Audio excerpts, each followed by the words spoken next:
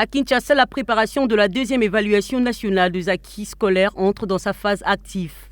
Avant leur déploiement, les équipes chargées de conduire cette opération suivent une formation organisée par la SIAS.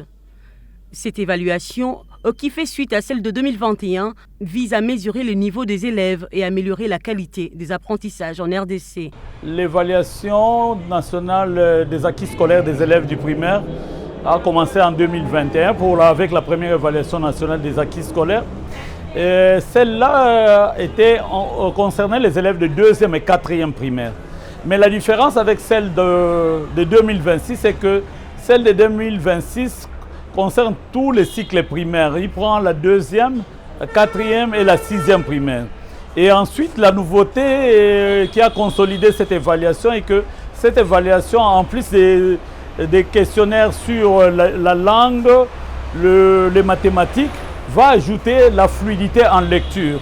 Et en plus de cela, il y a aussi l'évaluation des compétences socio-émotionnelles. Au cœur de la formation, la maîtrise des outils d'évaluation en français, en mathématiques et des compétences socio-émotionnelles, ainsi que les protocoles administratifs de test.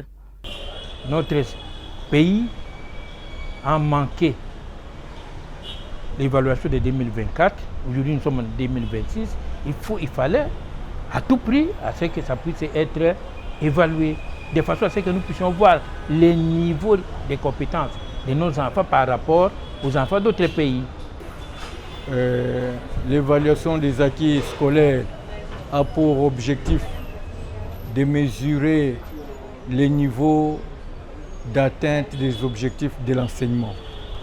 Nous avons, pour cette évaluation, il est nécessaire de comprendre que l'évaluation des acquis scolaires permet à ce qu'on examine les écarts entre les objectifs spécifiques du programme et les objectifs atteints par l'apprenant dans le processus d'apprentissage. À travers de simulations, le participant se prépare aux conditions réelles du terrain. Les outils numériques, notamment le tablette, sont également utilisés pour garantir une collecte fiable de données. Au total, 77 formateurs sont préparés à Kinshasa. Ils auront pour mission de former plus de 1000 administrateurs à travers le pays. Une étape clé pour assurer de résultats crédibles et de mieux orienter les politiques éducatives en République démocratique du Congo.